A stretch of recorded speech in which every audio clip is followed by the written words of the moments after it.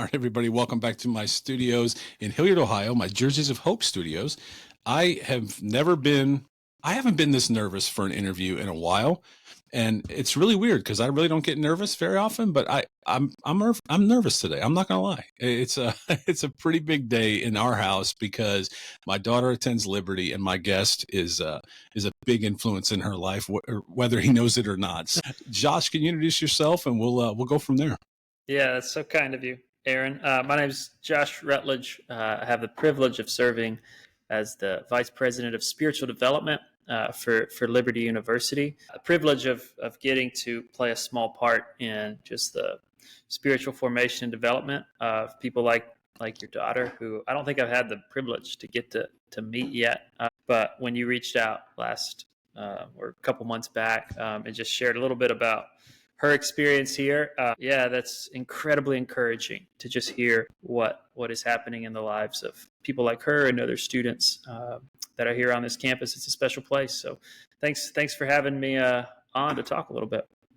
Well, the beauty is that it's not just her, because her dad might log into convocation every now and then. And we're going to talk actually twice a week. Her dad, me, logs into convocation and listens and is moved by, I'm moved every week to know that my daughter and so many other students are sitting and getting teaching that is just absolutely incredible. The guests that you guys have. So we have a lot to unpack today.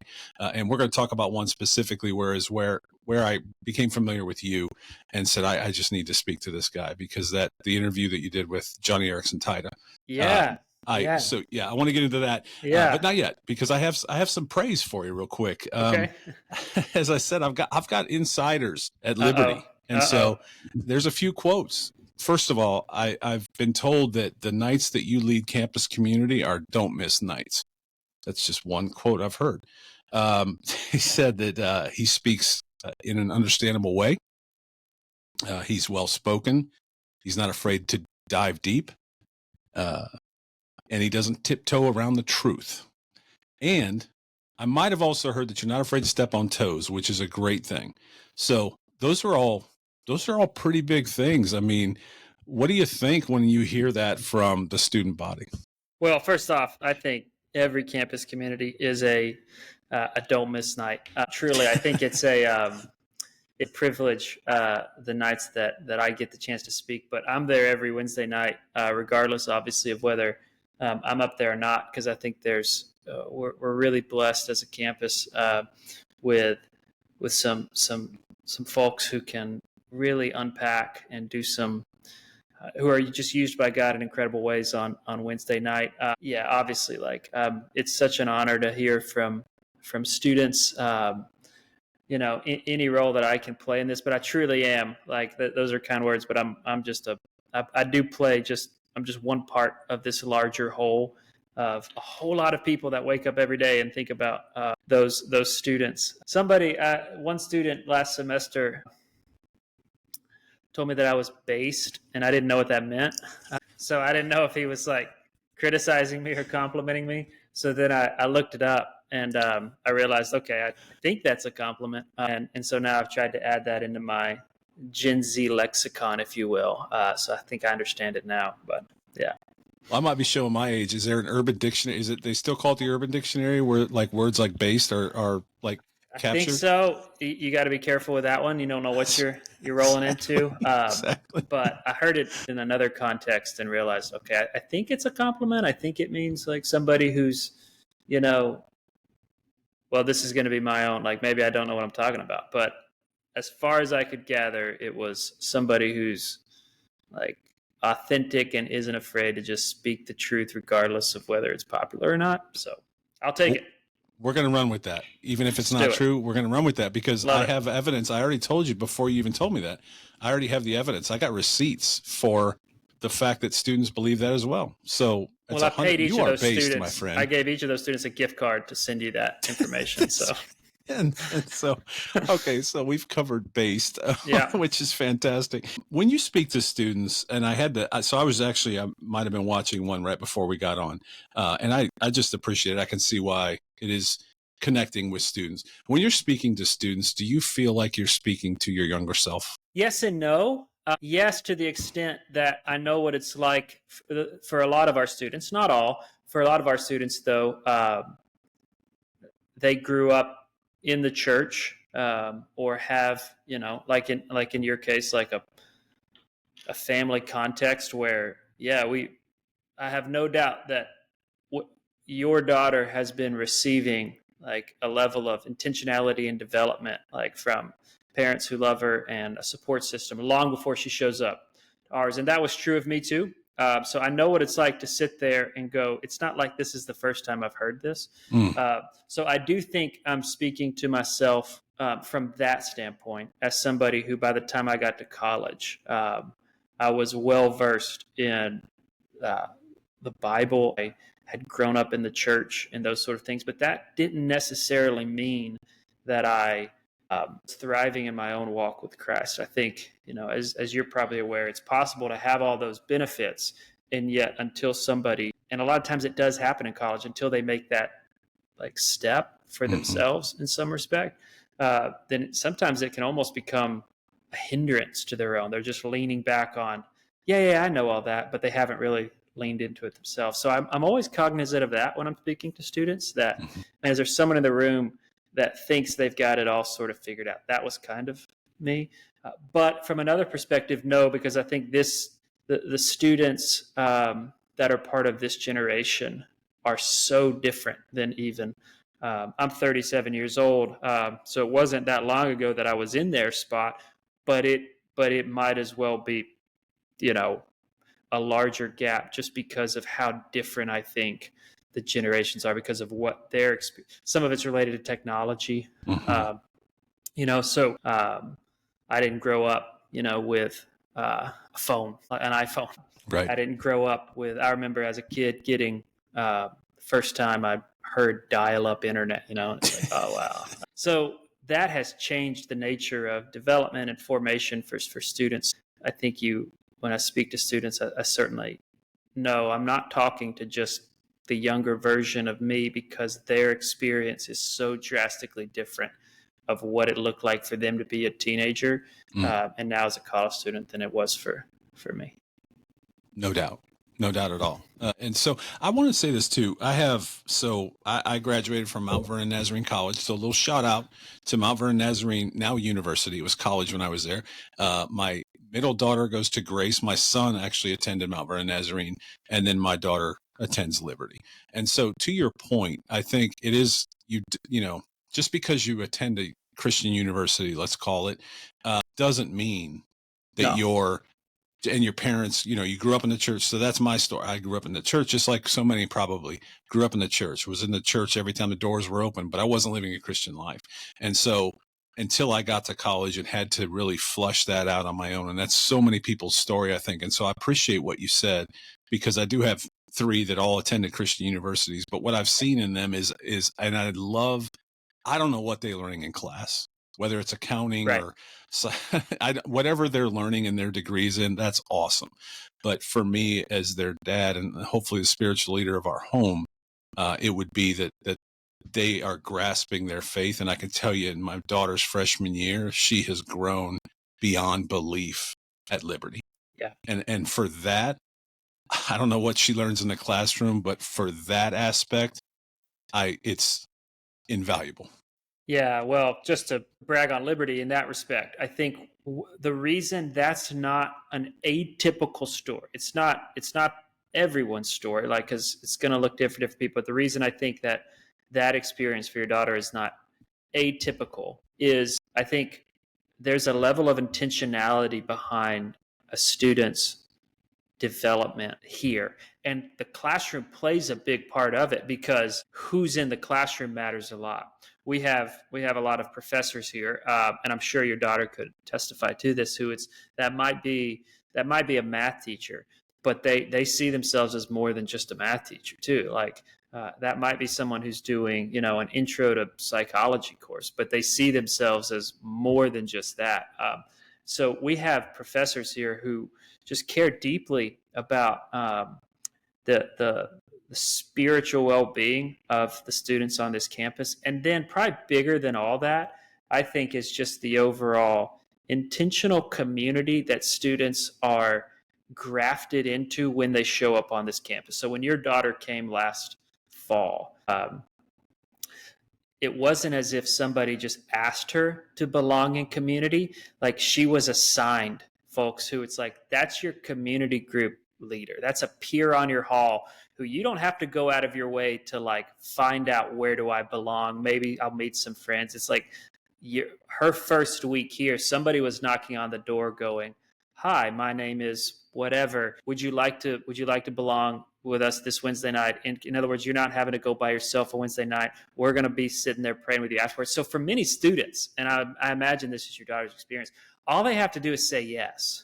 Right? All they have to do is go. They don't have to go out of their way to find it. It's more of like, can you say yes to what's right in front of you? And if they do that, then all of a sudden they're going to meet like-minded people, peers who are also pursuing Jesus. And think about it, Aaron, like, what more do you want as a parent than to go meet your students or your daughter's friends and go, praise God, those are her friends, right? Like it rises and falls on community, right? It does not matter how well like somebody gets up and communicates. That matters, but what's more important than that is who is around her. Like, and she's going to become like the people that she's around.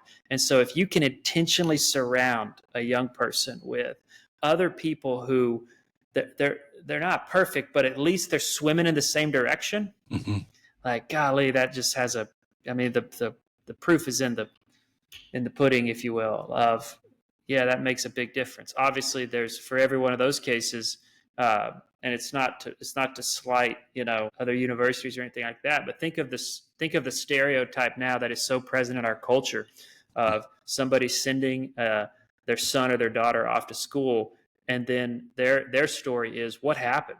Like, right. What happened to that little girl that I dropped off as an 18-year-old who now is a 20-year-old, like, thinks that I'm an enemy, doesn't want to talk. It's like, yeah, something happened there. It was called formation. Like, they became something else because they were in an environment that pulled them away from a good beginning that they had. And it's a really sad and tragic story, but I'm seeing it more and more parents, more than ever, I think parents, especially evangelical parents, aware that that's what's at stake. If you don't care about the things that you cared about, Aaron, then be careful, because you might wake up in 4 years and go, what happened to this person that I invested so much time and energy into? They're just running from God. How different the story can be to say, in your case, like, how encouraging that it's, oh, my daughter she's not running from, she's actually like growing toward. We're not just surviving, we're thriving. That's beautiful.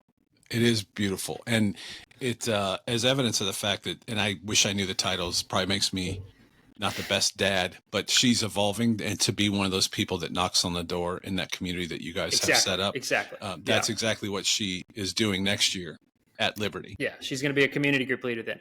Thank you. Which is such the model. Like, the minute, if that's been done for you, then yeah, you better believe that we're going to turn around and recruit and say, hey, you go be that on behalf of somebody. And so, yeah, that's one, praise God that she's doing that, because I tell our student leaders all the time, we're only as good as them. Like, I can have influence in a student's life, but it's not nearly as much influence as the person on the hall can have in their life. Because they're there 24/7, 365, right? Oh, yeah, exactly. And you can't be with every single student, because there's a lot of those, and that would be very difficult for you to do all that. There's 15,000 students that go to Liberty. We operate at a scale that's really large. I tell our team a lot, we're far more like Costco than we are a bed and breakfast, right? Like, and you just have to think that way. It doesn't mean that one model is better than another, but if you're going to be in a model that has 15,000, then if you're somebody like me, then you go, all right, well, I already start knowing I'm never going to even get the chance to shake the hand or meet the vast majority of people that are going to be influenced by this environment. Right. And so rather than even try to do that, you take advantage of the times you do. I hope I get the chance to meet your daughter. She should come up and say, hey, on a Wednesday night, I'd love to meet her. Will do.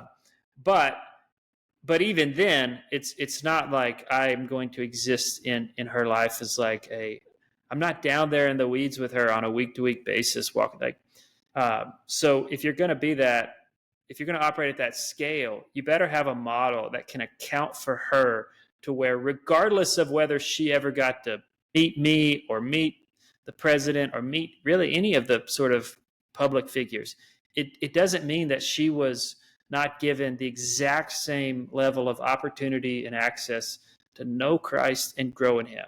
And that's where the model comes into play. And it's got to be bigger than just a personality, for example. And I have to brag on her community, just to piggyback off what you said. Yeah. I was there in March. I was on my way through campus. I was headed to Chapel Hill. Shout out Tar Heels. But I was there to see her and pick up my other daughter, who spent her spring break from Grace with Bryn at Liberty, just because she wanted to see her community, so to speak. Yeah. Before we were leaving, we were in that quad area, I believe it's called. What the large grassy knoll in the middle? Yeah. I don't know campus terminology, but her community loved me as if I was her. They ran up and hugged, and it was just like, man, this is special. Again, as a dad of a daughter, and really any father, but especially girls, our daughters, when it was so hard to leave her 7 hours away. Yeah. One of the hardest drop-offs, and they've all been difficult, but that one was really hard because it was the furthest away. To know that she was loved and cared for by her peers. Yeah. So that leads me to the second thing. When I picked her up, they were all out there. And they were all around us, and they helped us load up. And, I just told them, thanks for loving my girl. I don't know what else to tell you. Like, thank you for loving my girl, because we knew she was in great hands, not only at the university, but within that community that you talked about. Last thing I want to say on that is, you mentioned the other universities, and this is nothing bad about the other universities, but there's a lot of bad going on in a lot of universities, as we know, just a few months ago. Yeah. It would probably still be going on if they were still in session, because that's just where we're at in the world. It has nothing to do with the university. It has to do with the world, but not at Liberty. And in that exact same place that I got those hugs, you all had like this huge worship night that she FaceTimed me during, and I got to be there FaceTime. I just can't get over how intentional and how special that is, when, to your point exactly, so many other places could potentially be producing so much other thing, and not Liberty. So to know that she is not in a bubble, she's still in the world, the world still evolves around everything that you all do. However, to know that she's in community, just like Christ intended for each one of us as parents, even, we need to be in community. We need to be in church. We need to, thank you for all of those things. I know that was a long-winded TED talk, but thank you for what you all do. That's so kind of you. And it's a privilege to get to play a part. You're not wrong. Like, I think God is not mocked. You reap what you sow. And that happens at an institutional level as well. And there's a lot of universities here in this country, and it played out on television and social media, where all of a sudden people go, what is happening in this other place? And it's like, well, yeah, like, look what you've been, right. Look what's been in the soil. And so, big surprise that's what's going. That last Wednesday night gathering that she was a part of, your daughter, that was just the end of the year Wednesday night gathering. And I think that's what was special. People thought, there were some folks that I think thought we had like planned some sort of big, and it was, no, that's just kind of what we do every Wednesday. The difference is we took it outside, We normally do it in the Vine Center, and it kind of caught this little viral trend of like, look at all these students outside. But the beauty of what happened that night is, really, that happens every week. It's just the environment changed on that last night. But yeah, I agree with you. I think it requires a level of intentionality. And it's so much bigger than me, Aaron, because, Liberty, the reason that I'm at Liberty is precisely because Liberty values it enough to actually like staff for it, resource for it. In other words, it's really easy to just say like, oh yeah, we have this great spiritual life community. But then you sort of pop the proverbial hood and go, yeah, but you don't there's no funding for it. It's not reflected in your leadership. We're the kind of place where on Wednesday night at campus community, the president of the university is going to be there on a Wednesday night, sitting like right there with students, just as a participant, whether he's speaking or not. Our chancellor is going to be there on a Wednesday night. So in other words, if you've got that level of investment and support of, this isn't just like, oh yeah, those are the like spiritual life folks, they do their thing over there. But if it's valued from the highest levels of the university, well, then that's going to send a message to students. And all of a sudden, somebody like your daughter is going to come in and go, I'm just going to jump into the current and just be taken this way. And the difference here is the current that I get into, like, yeah, what are we doing on Wednesday night? We're going to the big worship gathering out on the lawn, you know? So. Yeah. The guests you get for convocation are off the charts. I mean, it is a who's who of some of the most influential, and it covers a wide span. Yep. And what's ironic is I think there's been at least one that I actually have had on this guest, and that's not a brag. One guest that I had on this podcast, and I know the day that I saw he was speaking, I'm like, what? And so I'm texting my daughter. I'm like, he was on, and we talked about her turtle and that she has, and we had an amazing podcast that day. And I'm just blown away by, a few, Toby Mack, Sage Steele, Robertson. I'm sorry, her, Sadie Robertson, Jonathan Isaac, Tony Dungy. Do you realize my favorite book ever is Quiet Strength by Tony Dungy? Love it. I mean, that guy has just been such an influence on me, and I've been chasing interviewing him forever. And then he comes to Liberty and speaks. I'm like, Brent, do you realize you get to sit at the feet and hear from people that I have chased for interviews because they've been an influence in my life? Yep. And now my daughter gets to hear from them. It's incredible. Absolutely incredible. What goes into, the one time, Shane and Shane. Well, what did they say before? They're like, oh, they're doing a concert next door, so they just asked if they could come over and lead worship. Yeah. And they just tore the roof off the place. Yeah. It was like, what? This is not normal. Yeah. Yeah, we are so blessed. And there's been a legacy, I think, here at Liberty of what you described, of the caliber of those kind of people coming in. I think you've had a couple of, actually, I think, because you had Carrie Job on your podcast. So she's another one that she was here it's been a couple of years since she was here, but she's been a frequent guest here at Liberty as well. But yeah, I think there's been a legacy of that. Liberty's convocation started off years ago where it wasn't all that different than, a lot of Christian universities, chapel or convo style things. But as Liberty's grown, that stage has just become, in some ways, this platform, if you will, with a wide reach of, and really because Liberty, I think, is representative of just sort of the evangelical as a whole, then I think many guests come in and it's like, all right, what is Jonathan Isaacs going to come and say, not just to a Liberty student, but also just like, there's going to be a lot of people that tune into that to go, oh, he's going to come talk about his faith. This is the platform to do that. So, right. And it's been it's a tremendous weight to steward it, and just play a small role in trying to help ensure that the folks who get up and speak there, especially in today's day and age where it's, everything gets, captured, and then everyone wants to create a viral moment and like controversy and all that sort of stuff. But yeah, so there's a lot of prayer and discernment that goes into who is on that stage, and at the same time, not trying to get so narrow where we really, to your point, have this, like the real aim is to have a pretty broad categorization of folks who, if our mission is to train champions for Christ, that doesn't just mean that we're training pastors, right? It means that in every walk of life, we're sending out champions of Christ, doctors, lawyers, nurses, on and on that list. So we try to put in front of students people who are modeling what it means in some respects as a champion for Christ in those respective fields, telling their stories, but also allowing for the fact that somebody might come in with just a different perspective that we might not necessarily share, but there's value in what they have to say. And as a young person learning that, I think some of that's lost in higher education now, where people are pretty fearful of things that are hearing ideas and opinions they don't necessarily agree with. I tell our students, or I encourage our students often, that the goal is not for every convocation speaker to share something that you just check the box, oh, I agree with that. But for it to be something that in the context of this community, you can talk through and wrestle with and see a different viewpoint than maybe somebody else does. So yeah, but it's a joy to get to like steward in some ways that experience. Towards the end of the year, we set up a shared notes folder on Apple, and we would share quotes because we typically will actually, hopefully it's okay if she texts during convocation, but we would actually be sharing quotes throughout convocation, like we were sitting there next to one another, which just, thank God for that technology. That makes it very cool.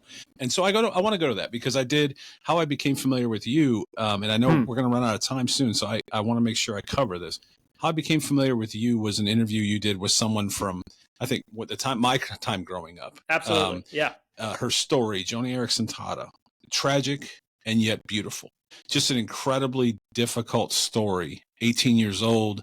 I'm sure everybody's very familiar with her, but her life is incredible.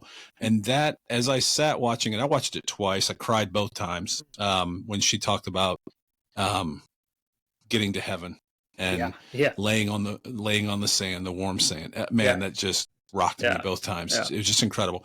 So what I did was I admired not only her, obviously incredible. I admired how you handled that interview. And the second time I watched it with my wife, I said, he's doing an amazing job. This is not an easy interview. You did an incredible job. And it wasn't like it was over edited. I have no idea what happened behind the scenes. As far as I know, nothing. It was straight, just you and her talking. And I just want to tell you what an amazing job, whatever that means for me, you did.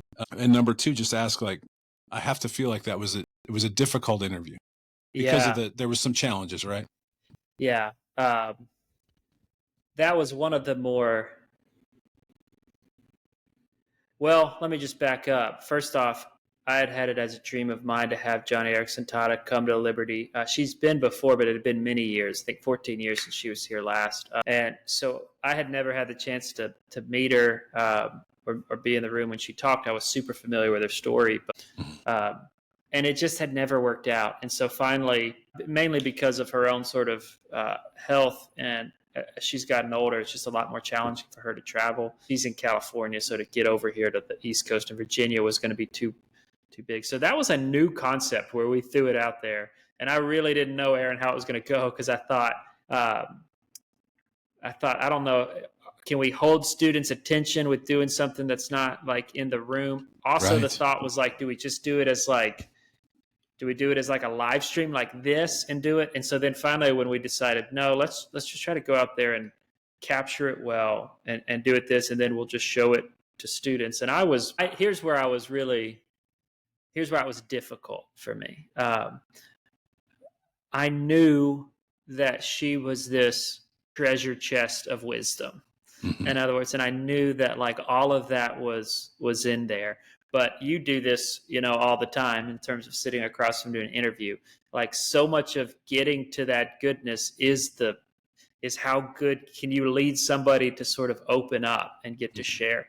And so I was really nervous about, can I just get her to like talk about what I know is there, because I've read it, I've heard her speak about it. But you're also just walking into an environment where it's like, all right, it's 1:00. She rolls in. Hello, good to meet you. Let's get going. I honestly, I think it was I don't think it was so much me as much as I think something happened in that room where God really, I think, moved in such a way where we were able to get from 0 to 60 really fast in terms of some depth. Yeah, really funny story about that. It was pretty much as you saw it, like click, play, and go, except for there was one segment in the middle that we did have to edit. And here's why. I need to post this on, because it's a funny story that students don't know. We were in the middle of that interview, and there was a level 4.3, I think it was, earthquake in California. Like, it made national news. It was a pretty good earthquake. And it was in the middle of the interview, and stuff started like falling off the wall in her art studio. I had never experienced an earthquake of any magnitude, much less that one where it was, this is shaking. And they all knew, she and her team knew, this is not, they're pretty used to like the tremors that happen. But they shared like, no, that one's not normal. So we had to stop the interview because we almost had to evacuate and go to a safe place, because they didn't know. They were waiting on they said if there was another one, then they would know this is a big one. But they also didn't know if like what we had felt had just been the aftershock of something much larger, but what we had felt was pretty big. So they thought, oh, that could be that something's really bad somewhere else. It turned out to be like we were actually at the epicenter, and that was as bad as it was. Oh, goodness. But yeah, so that one kind of which it's funny now looking back on it now, because that mentally like threw everything for about 10 minutes. Right. Yeah. And how do you come back from that? Well, I will say we jumped back in, and it's funny, like the first 5 minutes back from that, we ended up having to be, because she and I both were just completely like, just sort of jostled. And so that was the part that later, there was nothing of substance said. We like, I think at some point she even said like, yeah, let's these last 5 minutes need to go. So that was really the only real edit to it. I'll tell you this, like when we showed it in the room, you could hear a pin drop. Mm-hmm. And so it was like such an affirmation that like, forget whether she's here in person or not. Like you looked around that room and students were they were all just locked in to that screen, more so than I think they would have been even if it was in. Like the medium of how we did the interviews really was powerful. And the other thing that I thought was a bit of a stretch that took it was just a risk was, and I told her this in advance, I said, I know this is crazy, but like, I don't want to just sort of recap your story. We can read about your story. I also don't want to even necessarily talk about the really good work you're doing in terms of advocacy. Like, it sounds so like almost blasphemous to say that to her. Like, but I want you to talk about suffering, and I want you to talk about what it means to follow Jesus through suffering. And there's just few. Those people like that are such gifts to the rest of us in the church. Because what God has asked them to bear, I think, has formed in them a level of Christ-likeness that is just something that they have been taken to a place where you go, you look a lot more like Jesus than I do. And it's not because like there's something special about you as much as like a very special God has done something in you. And because you've submitted to him through a lifetime of suffering, you just look that much more like him. And yeah, I think if you have somebody like that, and I think there's very few of those in the world today, I think she's one of them. And I really wanted our students to get to hear that. And I want our students to walk out of here and go, I'd rather be like Joni Eareckson Tada than what the world's holding up. And so I wanted to present her in a way that a student would go, whatever she's got, like, forget what I'm seeing on social, like, I want that. And if that's coming even from the standpoint of like, yeah, but she's a quadriplegic, you want that? It's a bit of like, no, I don't want that, but I want who she is. And whatever it takes for me to get that. Like, so, yeah. And I think that came across thanks to her. She was so gracious in doing it for us. I think you led her well as well. I mean, as you said, she's spoken her entire life now. Right. She's had that platform. So to make it very, I don't even know if it's probably not the right word, but it was an intimate conversation. It was very special. I felt like we were just in the room while you two spoke. And that's why I said I just have so much praise for how you did the interview. Obviously, as you said, I don't want to diminish her story or her. Mm-hmm. She obviously was the most important part. It took leading, and it took, I believe that she probably felt safe being able to go 0 to 60, as you said, and not just to answer questions, you know, and it just, you did a great job. And that's why I said, I got to interview that guy, because I have a feeling that story is pretty amazing. I didn't even know there was an earthquake in the middle. Yeah. So. Well, and I appreciate you saying all that. It's funny how like some of the commentary afterwards it's been funny, like students were impacted, but it's funny how many folks I've heard from that are parents of students or even grandparents of students that they knew her, but it also had sort of in their minds been a minute. And then all of a sudden it was, God, I had an older gentleman, he must've been in his 70s. And he's a security guard. And I was at this event and he saw me, and I didn't know he was coming up to me. I was like, did I do something wrong? And he's this like, 70-year-old security guard that I'm at this event. And he comes up and says, hey, did you do the interview with Johnny at Liberty?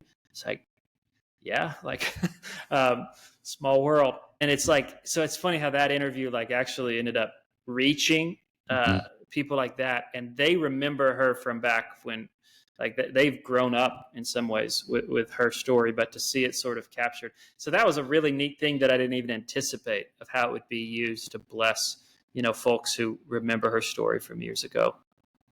I think it speaks to her legacy, and I know we're running out of time. And what I want to say to you is I believe you're building a legacy as well. And that's not, I'm sure that's probably not your goal, is to be this huge legacy. Your goal is everything that you've told me throughout this interview, and that's to see students be champions for Christ. But I think in what you do and where you do it, you're building a legacy. And I can tell you, I have one in my home, currently home for summer break, that legacy is true.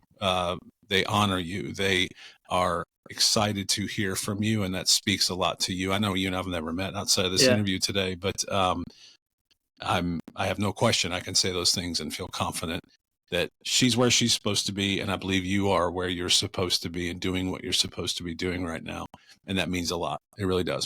So kind of you. Yeah, that's when you start talking legacy, those are big words, and I think they make more sense when they're applied to somebody like Joni, who's able to see the picture of it. Because they're able to look back and see what God has built through them. My prayer, Aaron, is when I see people like Joni, and if a student is looking at me or somebody else here as, well, let me sort of imitate them. In my sense, it's more like, man, I want to be found faithful. That's the prayer for, I don't know what that looks like, where God's going to sort of lead and pursue. My life is not my own. But what's asked of me is to be found faithful. And somebody like Joni is somebody who it's like, I didn't ask for this life, but I've been faithful with what I've been given. And if a student could capture just that, man, that's legacy enough, right? Whether or not you end up on the convo stage, right, is so irrelevant. It's like the legacy of what God can do in the lives of men and women who simply say yes and are obedient to him, and obedient over a lifetime, has a ripple effect that you can trust to the goodness of a God who's going to through that reap a harvest for himself. That's a life worth pursuing. That's a life worth living. I'm trying to do it, and I can't ask somebody else to do it if I don't try to do it myself. So that's my dream, and insofar as it has an impact and effect on those who are a couple steps behind me, praise God. Love it. Where can people find you? Liberty University. This is where this place and these students are where I pour out most of my sort of time and energy. I just recently, as a part of something our creative team was doing, have tried to let's call it relaunch some of my social media presence through Instagram and whatnot, but honestly, it's just a whole bunch of Liberty stuff. So that's fine. Yeah. Okay. What is it on what is it on Instagram? I think it's Josh Rutledge 87. Yeah. There you go. Josh Rutledge 87. Man, this has been an honor. I know you got to go. I'm so thankful. And man, you have an open seat anytime you want to come back. I'm very, very honored to speak with you. And I think I have a lot more to learn from you. And I look forward to doing that, whether it's through convocation or stories from my daughter and her friends. Thank you for what you guys do. Thank you, your entire team, and everything that Liberty does. Well, thank you for trusting Liberty with your daughter. That's not a small thing. And when you tell me about, dropping her off 7 years ago, or dropping her off 7 hours away from where you live. And there's something in me that I feel that weight, Aaron. I really do, of that's not a small thing. That's a soul and that's a life that you have given yourself to. And what a responsibility that is on myself and others to steward well the gift of what you're given to us. So thank you for trusting us with it. And so encouraging to hear what is happening in and through her, on this campus. That's awesome. Absolutely. Well, my brother, I know you got to go. Thanks for everything. And I look forward to maybe shaking your hand someday when I'm on campus. Love it. Thanks for having me on. Not a problem at all. Take care.